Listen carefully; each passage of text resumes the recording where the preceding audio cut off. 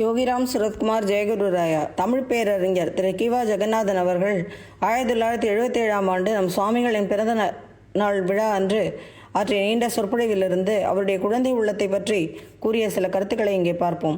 சுகபிரமம் ஒரு குழந்தை, 16 வயது குழந்தை. பிறக்கிற போதே 16 வயது ஆகிவிட்டது. பிறந்த உடனே ஓடினாராம். அவர் உழுவதை பார்த்த மரம், மாடு எல்லாம் சுகா சுகா என்று அழைத்தனவாம். வியாச பகவான் தன் குழந்தை ஓடுவதை பார்த்து சுகா சுகா என்று கூவிக்கொண்டே பின்னால் ஓடினார். இடையில் ஒரு குளம். சில பெண்கள் ஆடைகளை களைந்து வைத்துவிட்டு அதில் நீராடி கொண்டிருந்தார்கள். ஆண்கள் போகாத இடம் அது. சுகபிரமம் முன்னால் ஓடினார். வியாச பகவான் பின்னாலே ஓடினார். பின்னாலே ஓடி வருகிற வியாச பகவானை கண்டவுடன் பெண்கள் தங்கள் ஆடைகளை எடுத்து கட்டி கொண்டார்களாம். அப்போது வியாச பகவான் அவர்களை பார்த்து, எனக்கு முன்னாலே யுவா ஒருத்தன் போனானே, அப்போது ஆடைகளை கட்டிக்கொள்ளவில்லை, இப்போது என்னை கண்டவுடன் கட்டிக்கொள்கிறீர்களே என்று கேட்டார். நாங்கள் புடவையை கட்டிக்கொள்கிறோம் என்பது உங்கள் கண்ணுக்கு தெரிகிறதே, அவருக்கு அது தெரியாதே, இதுதான் வித்தியாசம் என்று அவர்கள் சொன்னார்கள். 16 வயது நிரம்பிய யுவாவாகிய சுகபிரமம் உள்ளத்தில் குழந்தையாக இருந்தார். ஞானசம்பந்த சுவாமிகள் தம்முடைய 16வது பிராயத்தில் மயிலாப்பூருக்கு வந்தார். சென்னையில் இருந்த சிவநேச செட்டியார் தன் பெண்ணை ஞானசம்பந்த பெருமானுக்கே திருமணம் செய்து கொடுக்க வேண்டும் என்று வளர்த்து வந்தார். அந்த பெண்ணை பாம்பு தீண்டியதால் இறந்து விட்டாள். எனினும் அந்த பெண்ணின் அஸ்தியை எடுத்து ஒரு குடத்தில் வைத்திருந்தார்.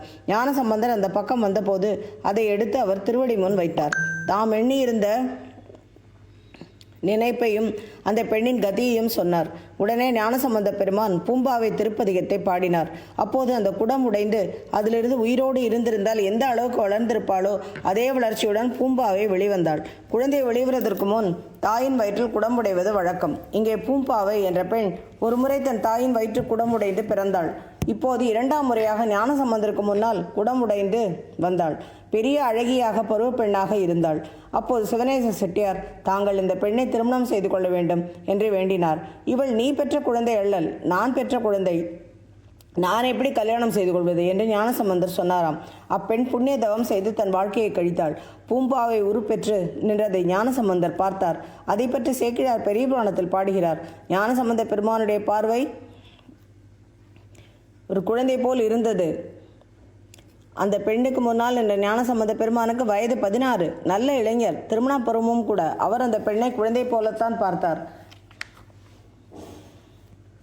16 வயதுடைய சுகபிரமமும் குழந்தை உள்ளத்தோடு தான் சென்றார். இங்கே நாம் பார்க்கிற பெருமானும் யோகிராம் சுரத்குமார் சுவாமிகளும் உடம்பால் பல ஆண்டுகள் ஆனாலும் உள்ளத்தில் சின்ன குழந்தை என்றுதான் சொல்ல வேண்டும். யோகிராம் சுரத்குமார் ஜெயகுருராயா.